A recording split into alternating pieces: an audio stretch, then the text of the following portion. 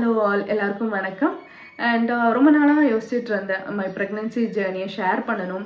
அதில் நான் பண்ண ஒரு மிஸ்டேக் வந்து எப்படி ப்ரெக்னென்சி ஜேர்னியை கொலாப்ஸ் பண்ணிவிட்டு எவ்வளோ பெயின் நான் பேர் பண்ணேன் எல்லாமே ஷேர் பண்ணணுன்ட்டு தான் இந்த வீடியோ கரண்ட்லி பார்க்குற ப்ரெக்னென்ட் உமன் தயவு செஞ்சு இந்த மிஸ்டேக் பண்ணிடாதீங்க.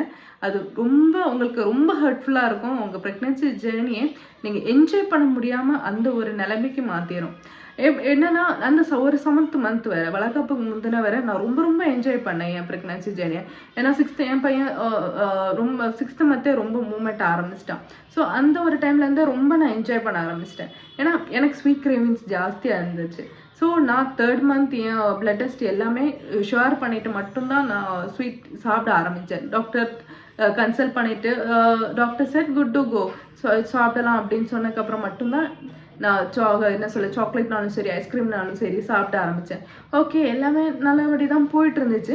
லைக் என் வளகாப்புக்கு முந்தின வாரம் எனக்கு ஒரு ஸ்கேன் இருந்துச்சு. ஸோ அந்த டைம் டாக்டர் சொன்னது பாப்பாவுக்கு வெயிட் கொஞ்சம் கம்மி அப்படின்னு சொன்னாங்க. ஓகே, என்ன பண்ணலாம் சொல்யூஷன், ஏன்னா ரொம்ப வெயிட் கம்மி இல்லை, பயப்பட வேண்டாம்னு சொல்லிட்டாங்க. ஸோ அந்த ஒரு டென்ஷன் அந்த டைம் இல்லாமல் இருந்துச்சு. பட் சொல்யூஷன் என்னன்னு கேட்கும்போது நேந்திரவண்ணானா நீ சாப்பிட்டேன்னா நேந்திரவண்ணானா ஒரு நாளைக்கு ஒன்று எடுத்துக்கோ அப்படின்னு சொன்னாங்க.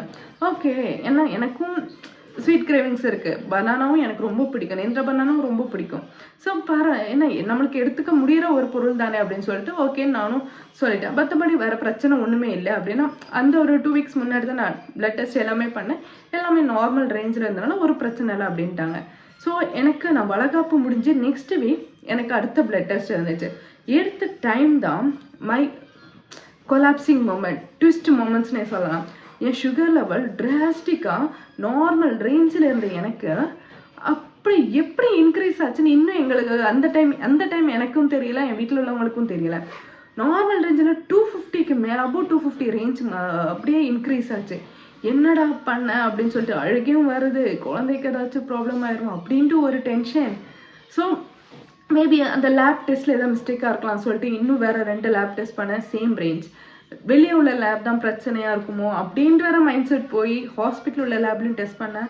Same range. ஓகே, வேறு வழி இல்லை, டாக்டர்கிட்ட கன்சல்ட் பண்ணலான்னு சொல்லிட்டு கன்சல்ட் பண்ண டைம் என்னடாமா பண்ண டக்குனியா இப்படி ஏறிட்டு அப்படின்னாங்க.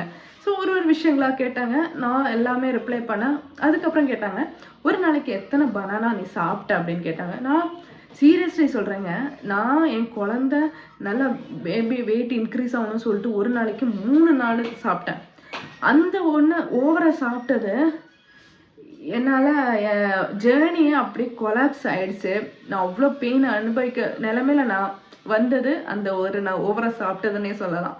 ஸோ ஏன்னா பனானா யூஸ்வலாகவே சுகர் லெவல் இன்க்ரீஸ் பண்ணும். அதுவும் லாஸ்ட் 2 மந்த்ஸ் வந்து டக்குன்னு இன்க்ரீஸ் பண்ணும். ஒன்று தானே சாப்பிட்ட சொன்னேன், ஏன் 2-3 நாள் சாப்பிட்டேன். இல்லை டாக்டர், நான் குழந்தை பேபி வெயிட் இன்க்ரீஸ் ஆகணும்னு நினச்சி சாப்பிட்டேன், ஏன்டா இப்படி பண்ணேன் அப்படின்ட்டு அவங்களும் திட்ட ஆரம்பிச்சிட்டாங்க. அதுவும் என்னால் அழுகை கண்ட்ரோல் பண்ண முடியல அந்த டைம். அப்புறம் வேறு வழியில் நான் டாக்டர்கிட்டே கேட்டேன் குழந்தைக்கு ஏதாச்சும் பிரச்சனை ஆகுமா அப்படின்ட்டு. அப்புறம் டாக்டர் சொன்னாங்க இல்லை, குழந்தைக்கு ஒரு பிரச்சனை இருக்காது, ஏன்னா சுகர் லெவல் வார்ம் பிளட்டில் அந்த ஒரு லெவல் சேஞ்ச் மட்டும்தான், வேறு பிரச்சனை ஒன்றும் இல்லை, குழந்தைக்கு ஒரு ப்ராப்ளமும் இல்லை, பேபி நல்லா தான் இருக்கிறாங்க அப்படின்னு சொன்னாங்க. Okay fine. அதுக்கப்புறம் என்ன சொன்னாங்க, என்ன சொல்யூஷன் நெக்ஸ்ட், நம்ம ஒரு பிரச்சனை போனதுக்கப்புறம் சொல்யூஷன் என்ன தான் பார்ப்போம். சொல்யூஷன் என்னன்னு கேட்கும்போது தான் உனக்கு இப்போ டேப்லெட் செட் ஆகாது, லைக் நீ லாஸ்ட் 2 மந்த்ஸ் ஆஃப் ஜேர்னியில் இருக்கிற, அதுவும் ரொம்ப ஹை லெவலில் இருக்குது. So tablets is slow process. So நீ இன்சுலின் எடுத்து தான் ஆகணும் அப்படின்னாங்க. இன்சுலினா, ஏன்னா இன்ஜெக்ஷனுங்கிறது நான் கடைசியாக இந்த ப்ரெக்னென்சி டைம் ஸ்டார்டிங்கில் ஃபர்ஸ்ட் 2 டோசேஜ் இன்ஜெக்ஷன் எடுத்ததோடு சரி. அதுக்கு முன்னாடி வர கொரோனா டைம் அந்த வேக்சினேஷன் எடுத்தது, இன்ஜெக்ஷன் பக்கமே போகாத என்ன டெய்லி 3 தடவை இன்சுலின் அந்த இன்ஜெக்ஷன்.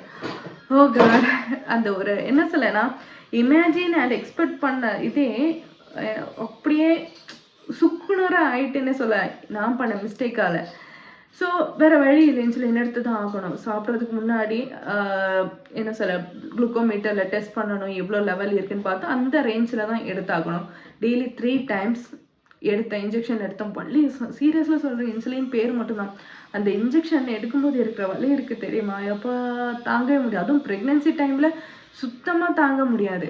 ஏன்னா ஆல்ரெடி நம்ம பேக் பெயின் பாடி பெயினில் இருப்போம். அந்த ஒரு டைம் தங்கச்செல்லாம் எடுத்ததுக்கப்புறம் கை சுருன்னாயிரும். அதுவும் 3 நேரம் எடுக்கிறது ரொம்ப ரொம்ப கஷ்டம்.